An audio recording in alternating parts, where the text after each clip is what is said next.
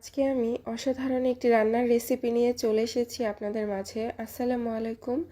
আজকে আমি রান্না করে দেখাবো পাবদা মাছের ঝোল। প্রথমেই চুলায় একটি ফ্রাই প্যান বসিয়ে দিয়েছি, তাতে সয়াবিন তেল দিয়েছি। তারপর তাতে 2 মুঠের মতন পেঁয়াজ কুচি ছড়িয়ে দিলাম। পেঁয়াজ কুচিগুলো এখন সুন্দর করে ভেজে নিব। বেশি ভাজতে যাব না, কারণ বেশি ভাজলে বেরেস্তার মতো হয়ে যাবে।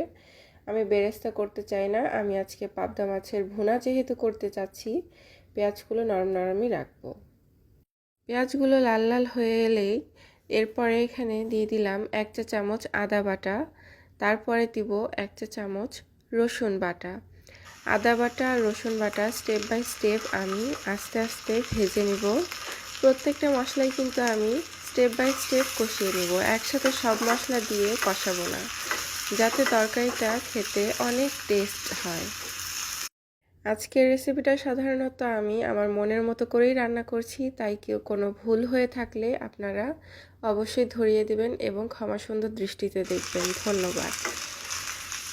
আদা বাটা আর রসুন বাটা ভেজে নেওয়ার পর আমি এখানে দিয়ে দিচ্ছি আমার বাগান থেকে তোলা পাকা পাকা লাল লাল ছোট টমেটো কুচি দিয়ে দেওয়ার পর টমেটোগুলো হালকা ভেজে নিব এবং তার সাথে দিয়ে দিচ্ছি হলুদের গুঁড়া। এখন দিব লাল কাশ্মীরি মরিচের গুঁড়া। আমি সাধারণত ঝাল খুব পছন্দ করি, যে কোনো তরকারিতে ঝাল ছাড়া আমার ভালো লাগে না। ঝালের কথা বলতেই মনে পড়লো, আমি কিন্তু এখনও কাঁচামরিচ দিইনি। এখন তাই দিয়ে দিলাম 1 মুঠ কাঁচামরিচ। কাঁচামরিচটা এখন দেওয়ার কারণ হচ্ছে, সাধারণত আমরা কাঁচামরিচ শুরুতেই ভেজে নিলে ঝালটা আর বেশি থাকে না, তাই আমি মশলা কষানোর মাঝেই দিয়ে দিচ্ছি। এখন প্রত্যেকটা মশলা সুন্দর করে আস্তে আস্তে নেড়ে চেড়ে কষিয়ে নিব। মশলাগুলো ভাজতে ভাজতে দেখব যে তেল উপরে উঠে আসছে, তখন একটু পানি দিয়ে দিব।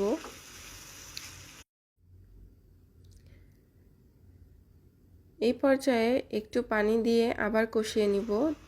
এখন ঢেকে দিব,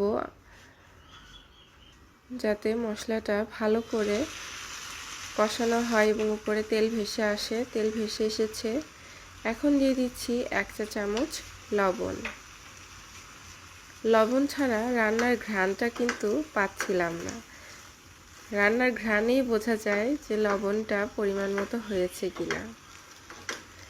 আপনারা কিভাবে বুঝতে পারেন আমাকে অবশ্যই জানাবেন। আমি কিন্তু ঘ্রাণ শুনেই বুঝতে পারি লবণ দিয়েছি কিনা।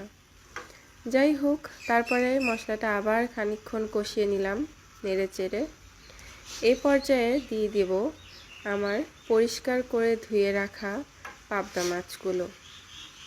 একে একে সব মাছ এই কষানো মশলার উপরে সুন্দর করে সারিবদ্ধ করে সাজিয়ে দিচ্ছি। দেখতে কি ভারী সুন্দর দেখাচ্ছে, তাই না? আমি কিন্তু মাছ খেতে ভীষণ পছন্দ করি।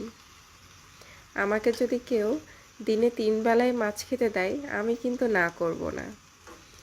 যাই হোক, মাছের গল্প বলতে বলতে এখন আরেকটু পানি দিয়ে দিচ্ছি। মশলাটা শুকিয়েই আসছিল প্রায়, পুড়ে যাতে না যায় তাই পানি একদম ঝোল দিয়ে দিলাম, কারণ পাবদা মাছ কুক হতে বেশিক্ষণ সময় লাগে না।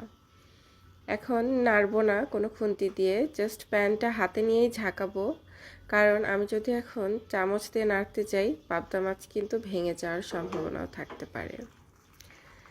এখন দিয়ে দিচ্ছি ধনিয়া পাতা। ধনিয়া পাতা ছাড়া কিন্তু কোনো তরকারি মজা লাগে না, একটা সেন্ট আসে তরকারি থেকে ধনিয়া পাতা দিলে।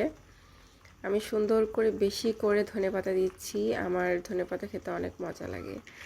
যাই হোক, যার যার প্রেফারেন্স, আপনারা চাইলে নাও দিতে পারেন। লাস্টে জিরার গুঁড়া দিয়ে গার্নিশিং করে নিলেই ব্যাস আজকের আমার রেসিপিটা রেডি।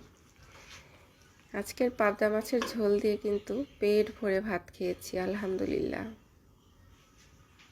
কেমন লাগলো রেসিপিটি অবশ্যই জানাবেন। ধন্যবাদ।